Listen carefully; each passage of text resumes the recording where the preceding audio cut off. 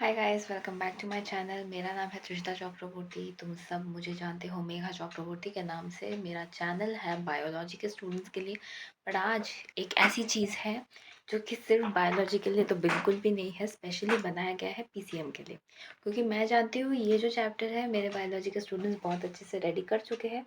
पर मेरा जो पीसीएम वाला स्टूडेंट है उनको इस सब के बारे में पता नहीं है उतना अच्छे से। ठीक है, सो आज जो मैं करने वाली हूँ वो है कि मैं इन पीसीएम स्टूडेंट्स को थोड़ा-सा बायोलॉजी का तड़का लगाने वाली हूँ, ठीक है? तो तड़का लगाने के लिए मुझे उन लोगों को बायोलॉजी समझाना पड़ेगा, ठीक है? ओके, चलो स्टार्ट करते हैं। और प्लीज़ मैं पहले ही बता देती हूँ कि ये जो नोट्स है, ये नोट्स तुम्हें टेलीग्राम से मिलेंगे। और तुम अगर पूछ रहे हो कि मैम टेलीग्राम किधर है, तो मेरे डिस्क्रिप्शन में चले जाओ, तुम्हें टेलीग्राम मिल जाएगा। मेरे डिस्क्रिप्शन में जाओगे तभी मिलेगा, वरना नहीं मिलेगा, ठीक है? ओके, तो चलो स्टार्ट करते हैं। ये नोट्स बहुत ही एक्सक्लूसिव नोट्स है, मैं सच बता रही हूँ, मज़ा आ जाएगा, ठीक है? Okay, biomolecules. तो बायोमोलिक्यूल्स जनरली हो क्या होता है, ठीक है? बायोमोलिक्यूल्स होता है मैक्रोमोलिक्यूल्स। मैक्रो का मतलब है बिग। कोई भी बड़ा मॉलिक्यूल होता है तो हम उसे मैक्रो मॉलिक्यूल कहते हैं। तो बायोमोलिक्यूल इज मैक्रो मॉलिक्यूल जो कि नेचुरल ऑकरिंग होता है, यानी कि ऑर्गेनिक है ना? ये क्या है? ऑर्गेनिक है ना? तो कार्बोहाइड्रेट क्या होता है? कार्बोहाइड्रेट बायोमोलिक्यूल्स का एक पार्ट होता है जो कि ऑप्टिकली एक्टिव होता है। ऑप्टिकली एक्टिव का क्या मतलब है कि इसके अंदर लेवोडेक्स्ट्रो प्रॉपर्टी है, उसके साथ साथ इसके अंदर कायरल कार्बन की भी प्रॉपर्टी है ना? और ये क्या होता है? पॉलीहाइड्रोक्सी एल्डिहाइड और कीटोन और the compound which produces the units on hydrolysis. इसका मतलब क्या है कि ये पॉलीहाइड्रोक्सी एल्डिहाइड भी हो सकता है, कीटोन भी हो सकता है, डिपेंड करता है। पर ये जनरली क्या करता है? हाइड्रोलाइसिस में यूनिट्स बनाता है, ठीक है? अब इसके अगर मैं क्लासिफिकेशंस पे जाओ, थोड़ा ज़्यादा जूम करके देख रही हूँ, क्लासिफिकेशंस पे जाओ तो देखो तुम्हें 3 टाइप्स के क्लासिफिकेशन दिख रहा है। मोनोहाइड्रोसैकेराइड्स, ऑलिगोसैकेराइड्स एंड पॉलीसैकेराइड्स। तो जो सिंपलेस्ट यूनिट होता है ये होता है सिंपलेस्ट यूनिट, जिसको मोनोसैकेराइड कहा जाता है, ठीक है? इसको हम लोग फर्दर हाइड्रोलाइसिस नहीं कर सकते। सी आई हैव रिटन, थोड़ा सा मैं इसको पतला कर देती हूँ। See I have written this thing, carbohydrates which can not be broken further. तो उसे हम लोग क्या कहते हैं? मोनोसैकेराइड्स कहते हैं। अगर मैं ऑलिगोसैकेराइड्स की बात करूँ, these are the carbohydrates which are hydrolysed gives 2 to 10 units of monosaccharide. यानी कि इनको अगर मैं हाइड्रोलाइसिस करूँ तो ये 2 से 10 यूनिट्स तक का मोनोसैकेराइड मुझे प्रोवाइड करेंगे, ठीक है? अगर मैं पॉलीसैकेराइड की बात करूँ, ये बहुत सारे मोनोसैकेराइड्स मुझे देंगे, ठीक है? तो तुम्हें ऑलमोस्ट क्लासिफिकेशन समझ में आ रही है, ठीक है? अगर मैं इनकी इंपॉर्टेंस की बात करूँ कि कार्बोहाइड्रेट्स क्यों इंपॉर्टेंट है, पहला तो है कि ये बायोफ्यूल के हिसाब से काम करता है ना? This is a very important. Storage for molecules for plants के लिए, जैसे कि स्टार्च जैसी चीज़ें बहुत ज़्यादा ज़रूरी होती है प्लांट्स के लिए, तो ये वो भी करता है। ये डीएनए में भी रहता है, आरएनए में भी हेल्प करता है, ठीक है? फिर structural material of the plants, यानी कि ये कभी कभी सेल्यूलोज फॉर्मेट में सेल्स के अंदर रहता है। ये सेल्यूलोज फॉर्मेट के प्लांट सेल्स के अंदर ये रहता है, ठीक है? तो ये structural material of the plants में भी हेल्प करता है। Raw material for many industries, इसमें भी वो हेल्प करता है, ठीक है? फिर देखो क्या आता है, ग्लूकोज। अब ग्लूकोज के अगर स्ट्रक्चर की मैं बात करूँ तो ग्लूकोज का स्ट्रक्चर है कि उसके पास 1 CHO ग्रुप है, 1 प्राइमरी हाइड्रोक्सिल ग्रुप है एंड 4 सेकेंडरी हाइड्रोक्सिल ग्रुप्स हैं, ठीक है? ये है इनके स्ट्रक्चर्स, देख लेना। ओके, और ये है इनके cyclic structures and Haworth structures. I hope तुम जानते हो इनके बारे में, तो मुझे नए तरीके से बताने की ज़रूरत नहीं है। अब रिएक्शंस ऑफ द ग्लूकोज के लिए मैं थोड़ा सा तुम लोगों को दिखा देती हूँ। ये होता है ग्लूकोज, दिख रहा है? ये है ग्लूकोज, और उसके साथ ये सब है इनके सब्स्टिट्यूएंट्स, यानी कि इनके मदद से ये एक नया कंपाउंड बनाते हैं, ठीक है? इनकी मदद से ये लोग एक नया कंपाउंड बना रहे हैं। जैसे अगर मैं बात करूँ इन कंपाउंड्स की, जैसे कि HCN से वो लोग साइनोहाइड्रिन बना रहे हैं, HI से वो लोग एन हेक्सेन बना रहे हैं। This is a very important PYQ of CBSE। मैंने बहुत बार देखे, एक क्वेश्चन आ चुका है PYQ में कि अगर मैं क्या दूँ, मैं ग्लूकोज के साथ ऐसा क्या दूँ कि मुझे एन हेक्सेन मिलेगा या मुझे 6 कार्बन चेन मिलेगा, 6 कार्बन चेन मिलेगा। तो in that case you can write like this, that मेरे को हाइड्रोजन आयोडाइड देना है, ठीक है। अगर मैं ब्रोमीन वाटर दूँ तो मुझे ग्लूकोनिक एसिड मिलेगा। अगर मैं एसिड एनहाइड्रेट दूँ तो मुझे ग्लूकोज पेंटासिटेट मिलेगा। अगर मैं NH2OH ग्रुप दूँ, ग्लूकोज ऑक्साइम दूँ, ठीक है, ऑक्साइम मिलेगा मुझे, ऑक्साइम। अच्छा, मेरे को थोड़ा कमेंट करके बताना ना ऑर्गेनिक में ऑक्साइम का कहाँ काम होता है। मुझे पता है, तुम लोगों को पता है, अगर तुमने एल्डिहाइड चैप्टर पढ़ा है, ठीक है। सैकराइड, फिर सैकराइड एसिड बनाता है HNO3 से, ठीक है। तो ये डिफरेंट डिफरेंट रिएक्शंस है। अगर तुम्हें मन कर रहा है तो तुम स्क्रीनशॉट भी ले सकते हो। वेट, या तुम स्क्रीनशॉट भी ले सकते हो, पास में तुम्हें दिख रहा है, स्क्रीनशॉट ले लो। और अगर तुम्हें PDF एक्सेस करना है तो आ जाओ मेरे टेलीग्राम पे, बहुत बातें होगी, ठीक है। उसके बाद हम लोग चलते हैं नेक्स्ट पेज पे। फ्रुक्टोज, फ्रुक्टोज क्या होता है, कीटो हेक्सोज होता है, और स्पेशली ये D सीरीज का होता है एंड ये लेवो रोटेटरी होता है, ठीक है। ये D सीरीज का है बट लेवो रोटेटरी है, ठीक है। डायसैकेराइड्स क्या होता है, शुगर को जब हम लोग हाइड्रोलाइसिस करते हैं, सोचो शुगर को मैं तोड़ रही हूँ, शुगर को मैं तोड़ रही हूँ, तो उसके बाद मुझे जो मोनोसैकेराइड्स मिलते हैं ना, इन्हें एक साथ हम कहते हैं डाइसैकेराइड्स, ठीक है। डाइसैकेराइड्स क्या होते हैं, शुगर क्रिस्टलिन सॉलिड होते हैं। और पता है, इंटरेस्टिंग है कि ये वाटर सॉल्युबल है। सबसे बड़ा एडवांटेज है कि ये वाटर सॉल्युबल है। अब तुम एक डाइसैकेराइड का नाम बताओ मेरे को। सुक्रोज, सुक्रोज बहुत अच्छा डाइसैकेराइड है। लैक्टोज है, और लैक्टोज, लैक्टोज तो बहुत अच्छे से याद रहेगा। लैक्टोज कहाँ पे रहता है, मिल्क में रहता है, एंड मिल्क वाटर के साथ सॉल्युबल है, इसीलिए तो इतना माल ठग रहा है सब कोई, है ना। पानी में दूध मिला के ज़्यादा टाइम देते रहते हैं ना, तो वो क्यों हो रहा है, क्योंकि ये एक डाइसैकेराइड है, ये वाटर सॉल्युबल है, इसीलिए वो एक काम कर पा रहा है। तो लैक्टोज का एग्जाम्पल आराम से याद होना चाहिए। यहाँ से तुम्हें सबसे ज़्यादा वो लोग स्कैम खिलवाएगा ना, तुम लोग को बोलेगा कि लैक्टोज लिखो भाई, लैक्टोज लिखो या माल्टोज लिखो, कुछ भी लिखो, तो इसका एग्जाम्पल्स लिखो, और वहीं पे तुम्हें फंसाएगा, ठीक है। ओके, ना अगर रिंग स्ट्रक्चर की मैं बात करूँ तो रिंग स्ट्रक्चर अच्छे से देखो। हाँ, रिंग स्ट्रक्चर की अगर मैं बात करूँ तो देखो, यहाँ पे सुक्रोज है। सुक्रोज का जो रिंग स्ट्रक्चर है, यहाँ पे मेरे पास एक बेंजीन है और मेरे पास यहाँ पे एक पेंट है ना। तो इसके साथ देखो, अब मैंने 1 कार्बन पे, ये 1 कार्बन है, ये 1 कार्बन है, ठीक है, और ये क्या है, 2 कार्बन है, पर ये वाला क्या है, 1 कार्बन है। तो यहाँ पे जो ग्लाइकोसाइडिक बॉन्ड हो रहा है, ये कहाँ पे हो रहा है, कार्बन 1 के साथ कार्बन 2 का हो रहा है ना। अगर मैं मेल्टोस की बात करूँ तो मेल्टोस को पहचानने का नियम है कि यहाँ पे भी बेंजीन है और यहाँ पे भी बेंजीन है, ठीक है। और बेंजीन बेंजीन के अंदर देखो, 1 कार्बन एंड 4 कार्बन के बीच में एक ग्लाइकोसाइडिक बॉन्ड बन रहा है ना, एक ग्लाइकोसाइडिक बॉन्ड बन रहा है इन लोगों के बीच में, ठीक है। अगर मैं लैक्टोज की बात करती हूँ तो यहाँ पे देखो, सेम स्ट्रक्चर है, बेंजीन बेंजीन दो साइड में है, पर यहाँ पे डिफरेंस कहाँ पे होगा, ये H और AH में, यानी कि यहाँ पे एक डायगोनल बॉन्ड हमें दिखता आ रहा है ना। अब तुम पूछोगे कि मैम, मुझे एक चीज़ बहुत देर से समझ नहीं आ रही है कि अल्फ़ा एंड बीटा कैसे पहचाने, तो मैं थोड़ा तुम लोगों को ये चीज़ भी बता देती हूँ कि अल्फ़ा बीटा कैसे पहचानोगे। तो बेटा, जब भी तुम्हें दिखेगा कि तुम्हारे पास H ऊपर है, OH नीचे है, तो इसका मतलब है कि वो अल्फ़ा होता है। अब देखो, जनरल केसेस में क्या होता है ना, मैं इससे समझाऊंगी तो नहीं समझोगे, ग्लूकोज से समझाती हूँ थोड़ा सा।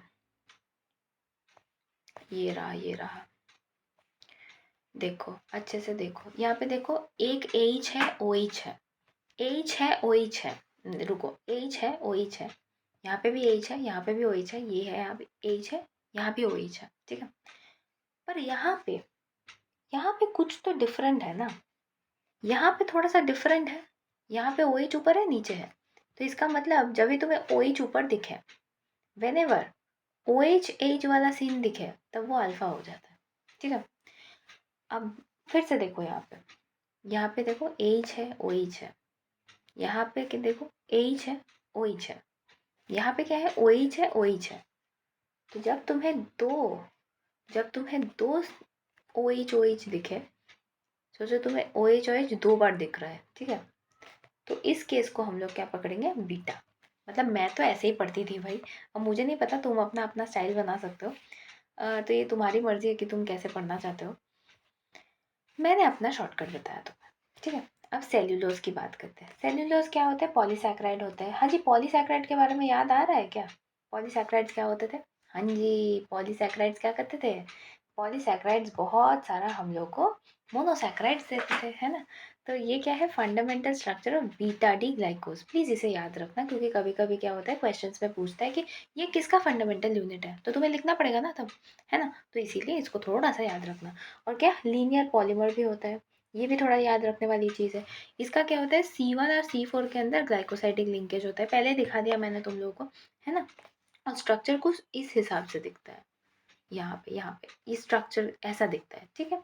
ओके, नाउ अगर मैं अमाइनो एसिड्स की बात करूँ, तो अमाइनो एसिड्स में हमें मॉलिक्यूल्स, जो मॉलिक्यूल्स कार्बोक्सिलिक ग्रुप और अमाइनो ग्रुप को कंटेन करते हैं, उन्हें हम लोग अमाइनो एसिड्स बोलते हैं। ऐसे तो बोला जाए तो 20 अमाइनो एसिड्स होते हैं जो प्रोटीन सिंथेसिस करते हैं। उनमें से जो अमाइनो एसिड्स हमारे बॉडी में बनते हैं, जो हमारे बॉडी से सिंथेसाइज होते हैं, वो नॉन एसेंशियल होते हैं, जैसे कि ग्लाइसिन एंड एलानिन। पर जो हमारे बॉडी से नहीं बनते हैं, वो एसेंशियल होते हैं, जैसे कि वैलिन एंड लाइसिन, ठीक है। फिर आते हैं अमाइनो एसिड्स पे। अमाइनो एसिड्स के 3 प्रॉपर्टीज होते हैं, acidic, neutral, basic.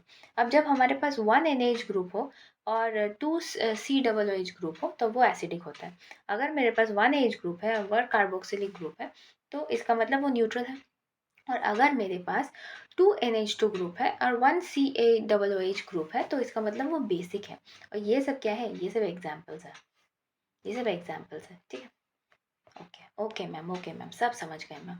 Okay, now proteins. Proteins क्या होता है, कॉम्प्लेक्स नाइट्रोजनस ऑर्गेनिक मॉलिक्यूल्स होते हैं। ये हमारे बॉडी में ग्रोथ एंड डेवलपमेंट का काम करते हैं। जब भी तुम डॉक्टर के पास जाते हो वीकनेस की वजह से, डॉक्टर क्या बोलता है कि प्रोटीन इंटेक करो। क्यों इंटेक करो, क्योंकि प्रोटीन हमारे बॉडी की मेच्योरेशन में हेल्प करता है, ग्रोथ में हेल्प करता है ना। ये सब तो हलवा चीज़ है, हलवा चीज़ है ना। ये सब याद रखने में कितना टाइम लगेगा, ठीक है। फाइब्रस प्रोटीन की बात करते हैं। ये लोग क्या होता है, इनसॉल्युबल इन वाटर होते हैं। तो ये ना एनिमल टिश्यूज़ में पाए जाते हैं। तुम कोई भी एनिमल टिश्यू सोचो, ये एनिमल टिश्यू है, इसका स्ट्रैंड निकाल के देखोगे, इसका अगर स्ट्रैंड निकाल के देखोगे, तो उनमें तुम्हें फाइब्रस प्रोटीन दिखेगा, ठीक है। ये लोग थ्रेड लाइक मॉलिक्यूल्स होते हैं, जो कि साइड बाय साइड ऐसे रहते हैं, जैसे मैंने दिखाया अभी तुम्हें। In such molecules are held by the hydrogen and disulphide bond. तो एक तो हाइड्रोजन से भी होता है, दूसरा डाइसल्फाइड बॉन्ड से भी होता है, ठीक है। फिर अगर ग्लोबुलर प्रोटीन की मैं बात करूँ, तो मॉलिक्यूल्स फोल्डेड, यानी कि ये ना ऐसे फोल्डेड होते हैं। देख रहे हो मेरा पेन कहाँ है, देख रहे हो। इसको अगर मैं खोल दूँ तो कुछ इस प्रकार आ जाता है, ठीक है। वो बोल रहे हैं कि स्पेरॉइडल शेप का हो जाता है, क्योंकि ये फोल्डेड मैनर में रहता है। और इसका इंटरमोलिकुलर फोर्सेस क्या होता है, वीक होता है। जनरली ये इसको तुम ब्लड क्लॉटिंग में पाओगे, फिब्रिनोजन में। जो लोग बायोलॉजी स्टूडेंट है, वो इन सब से बहुत ज़्यादा वाकिफ़ है। पर जो PCM स्टूडेंट्स हैं, उनके लिए मैं बेसिक से बेसिक बता के दे रही हूँ, ठीक है। ओके, मैं आशा करती हूँ कि मेरे बायोलॉजी स्टूडेंट ये सारा का सारा चीज़ मेरे PCM स्टूडेंट तक पहुँचाएंगे। Can I expect this from my biology students? Please biology student share with your PCM students, ठीक है। Okay, so there are 4 levels at which proteins are studies. 4 ही लेवल्स होते हैं जिसमें प्रोटीन्स को हम लोग पढ़ते हैं। तो first is the sequence in which वेराइनो अमाइनो एसिड्स आर अरेंज्ड। तो जो सीक्वेंस होता है ना, वो ही प्राइमरी स्ट्रक्चर होता है। यानी कि प्रोटीन का एक सीक्वेंस है, उसी सीक्वेंस वाइज मेरा प्रोटीन बनता है, तो वो हो गया प्राइमरी स्ट्रक्चर में, ठीक है। It refers to the shape with long polypeptide chain exist and the protein में एज्यूम एज अल्फा हेलिक्स और beta pleated sheet. Alpha helix हुआ मतलब वो कॉइल्ड है, बीटा प्लेटेड हुआ मतलब वो ऐसे फोल्डेड है। एक सेकेंड, अगर बीटा प्लेटेड शीट हुआ तो वो ऐसे फोल्डेड होगा। अगर अल्फा हेलिक्स है तो वो ऐसे कॉइल्ड है, ठीक है। दोनों में डिफरेंस है, थोड़ा मैं इनसे बता देती हूँ, ठीक है। And alpha helix results due to coiling of polypeptide chain which stabilizes with the intermolecular hydrogen bonding. Keratin in nails, wood and myosin nuclei alpha helix, and in beta plated sheet all the peptide chain are stretched to nearly expansion, okay, and slightly held together with the intermolecular bond, ठीक है। जैसे कि tertiary में क्या होता है, देखो, structure of the proteins are over folding and the polypeptide chain further folding of the secondary structure. It gives rise to the two major molecular shapes and the fibrous and the globular. It mainly focus on the secondary and tertiary proteins of the hydrogen bond and the disulfide linkage, van der Waals forces of electrostatic force and attraction. अगर मैं सीधा बात कहूँ तो यहाँ पे ये कहने की कोशिश कर रहे थे कि जो सेकेंडरी एंड टर्शियरी स्ट्रक्चर होते हैं, ये हाइड्रोजन और डाइसल्फाइड के ऊपर डिपेंड करते हैं। अब इनका जो वैन डर वाल फोर्स है, ये जो फोर्स ऑफ इलेक्ट्रोस्टैटिक्स है, ये देखते हैं कि प्रोटीन की स्टेबिलिटी के वाइज ये अल्फा हेलिक्स या बीटा हेलिक्स कितना ज़्यादा मतलब टेक्टफुल है। पर सबसे ज़्यादा किसका है, सबसे ज़्यादा दर्जा ऊंचा तो इस प्राइमरी का है ना, क्योंकि प्राइमरी डिस्ट्रॉय हो गया तो प्रोटीन ही नहीं रहेगा। सेकेंडरी एंड टर्शियरी अगर डिस्ट्रॉय भी हो गया फिर भी प्रोटीन जिंदा बचेगा। ठीक है, okay. Some of the proteins are composed of 2 or more polypeptide chain and refer to as subunits. तो ये होता है क्वाटरनरी के केस में, ऐसा जनरली होता नहीं है, पर generally they are just giving an example. Okay, now if I talk about the denaturation of the protein, then protein is at the native form. ठीक है, प्रोटीन का सोचो ये नेटिव फॉर्म है, यानी कि वो प्राइमरी फॉर्म में आराम से बैठा हुआ है। अब मैंने सोचो टेम्परेचर को बढ़ा दिया। ठीक है, मैंने टेम्परेचर को बढ़ा दिया, हाइड्रोजन बॉन्ड्स क्या हो गए, डिस्टर्ब हो गए। सोचो हाइड्रोजन बॉन्ड्स ऐसे थे, ऐसे ऐसे हाइड्रोजन बॉन्ड्स थे, और मैंने टेम्परेचर बढ़ा दिया, टेम्परेचर मैंने बढ़ा दिया तो मेरे हाइड्रोजन बॉन्ड्स टूटने लग गए। ठीक है, इससे क्या हुआ, मेरा जो ग्लोबुलक्स था वो अनफोल्ड हो गया। मतलब मेरा जो ग्लोबुलक्स था वो अनफोल्ड हो गया, ऐसा स्ट्रैंड हो गया सिंगल सिंगल, और मेरा हेलिक्स क्या हो गया, अनकॉइल्ड हो गया। वो खुद में कॉइल कर गया पर अनकॉइल्ड हो गया। वो हेलिकल स्ट्रक्चर मेरा कैसा होता है, ऐसे होता है ना मेरा हेलिकल स्ट्रक्चर। जो लोग डीएनए देखा है उन लोगों को पता है। तो वो क्या हो जाएगा, वो अनकॉइल्ड होने लग जाएगा। ठीक है,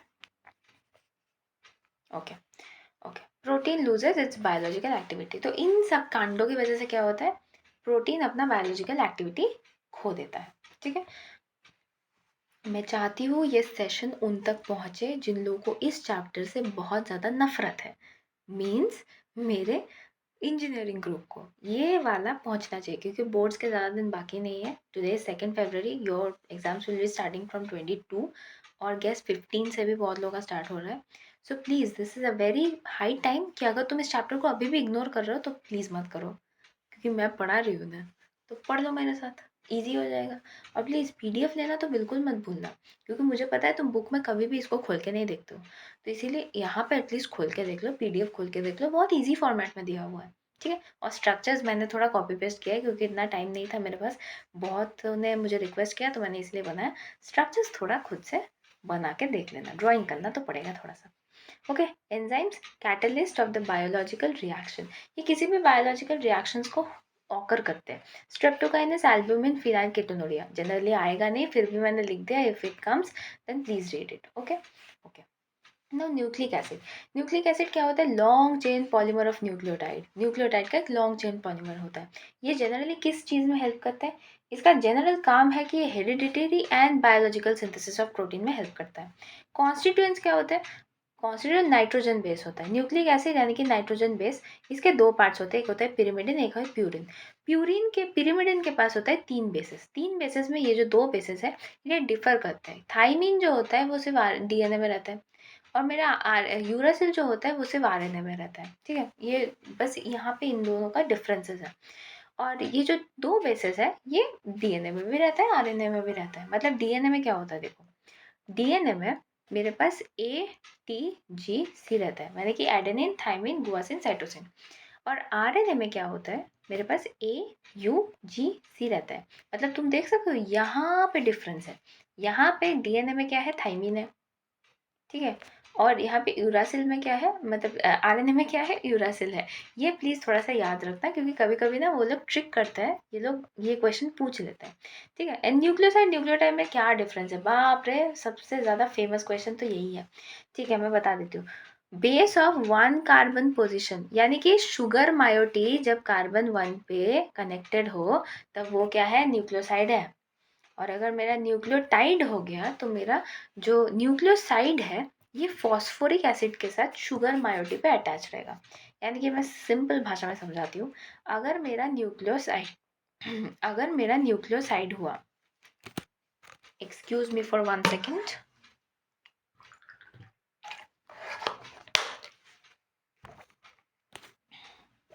if I am having nucleoside अगर हुआ देन 1 कार्बन पोजिशन में मेरा शुगर से कनेक्टेड रहेगा। ठीक है, अगर वो न्यूक्लियोसाइड हुआ, पर अगर वो न्यूक्लियोटाइड हुआ तो वो 1 कार्बन पोजीशन में पहले तो फॉस्फेट के साथ रहेगा, उसके बाद वो शुगर के साथ कनेक्ट होगा। यानी कि यहाँ पे क्या हुआ, 1 कार्बन तो है ही है, फॉस्फेट भी है, शुगर भी है। Okay, this is what I meant. Oh my God, मैंने क्या बना दिया, पूरा का पूरा पेज ही गंदा कर दिया। मैं तुम लोगों को नीट मिलेगा, तुम लोगों को नीट एंड क्लीन मिलेगा। अरे यार ये क्या आ रहा है लैपटॉप में, हाँ ठीक है। फिर डीएनए, अब देखो मैंने जो दिखाया अभी तुम लोगों को ATGC, ठीक है, ये अरेंजमेंट याद रखना। डबल हेलिक्स, ठीक है, डबल हेलिक्स प्लीज याद रखना। फॉस्फेट ग्रुप रहता है यहाँ पे कार्बन 5 पे।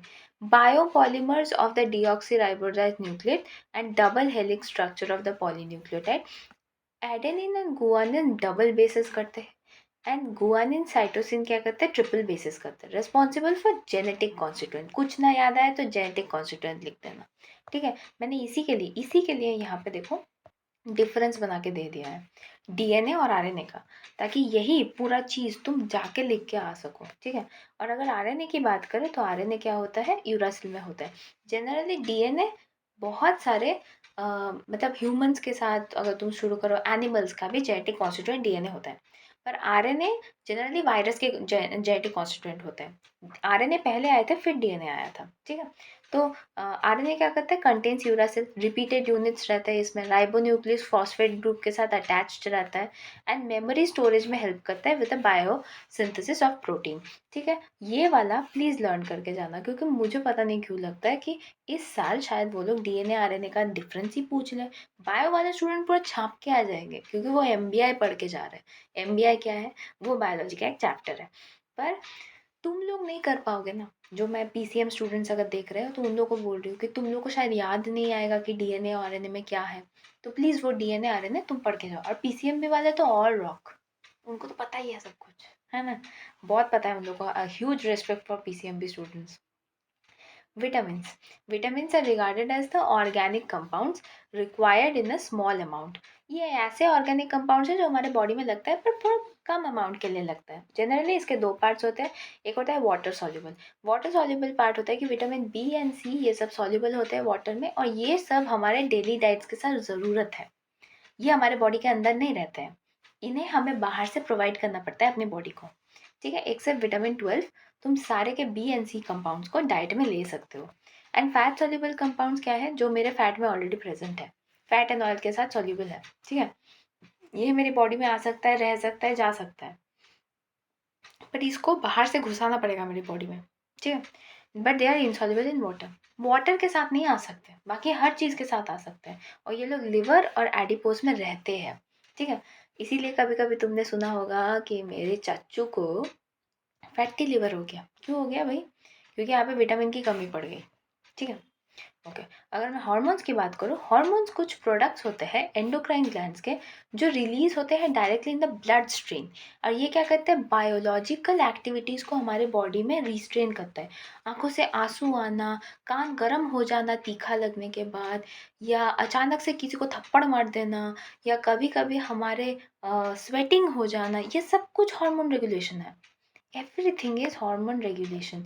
थप्पड़ मारने वाला प्रोसेस हार्मोन रेगुलेशन नहीं है, वो रिफ्लक्स है, मैंने गलती से बोल दिया। Hormones are release by the gonads which develop the secondary sexual character. नहीं भी लिखोगे तब भी चलेगा, हार्मोन का सिंपल मतलब मैंने समझा दिया, ठीक है। और यहाँ पे मैंने कुछ विटामिन दिए हैं तुम लोगों को, जो विटामिन बहुत ज़्यादा एसेंशियल होते हैं। जनरली मैं बता देती हूँ कौन सा होता है। विटामिन ए होता है, विटामिन B12 का कभी कभी पूछ लेते हैं, विटामिन C पूछता है, तो विटामिन C तो बहुत इंपॉर्टेंट है, कभी कभी पूछ भी लिया है मैंने, लास्ट प्री बोर्ड में ही देखा पूछा था, तो प्लीज़ विटामिन C करके जाना।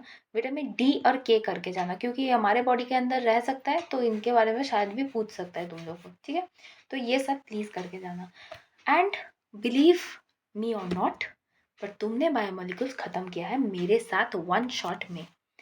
अब मैं बस एक ही चीज़ तुमसे कहना चाहती हूँ, तहे दिल से मेरा रिक्वेस्ट है कि तुम जाओ मेरे टेलीग्राम पे ये नोट्स कलेक्ट करो, ठीक है। और प्लीज़ अगर मेरी मेहनत पसंद आए तो प्लीज़ वीडियो को एक लाइक कर दो प्लीज़, ठीक है। और मेरे चैनल से जुड़ जाओ, क्योंकि जो चीज़ें तुम्हें बायोलॉजी इंक्लूड करने में दिक्कत आएगी, उन चीज़ों के लिए मेघा चक्रवर्ती चैनल इज़ रेडी, ठीक है। बायोमोलिक्यूल्स हो चुका है, PDF तुम्हें मेरे टेलीग्राम पे मिल जाएगा, और बहुत सुंदर PDF है, बिलीव मी बहुत सुंदर PDF है, पसंद आएगा तुम्हें, एंड तुम पूरा का पूरा कर भी लोगे, ठीक है। I hope I am done. So thank you for today, all the best for your CBSE exams, and please जल्दी से पढ़ाई कर लो, ठीक है, सब कुछ अच्छा होगा। Bye bye.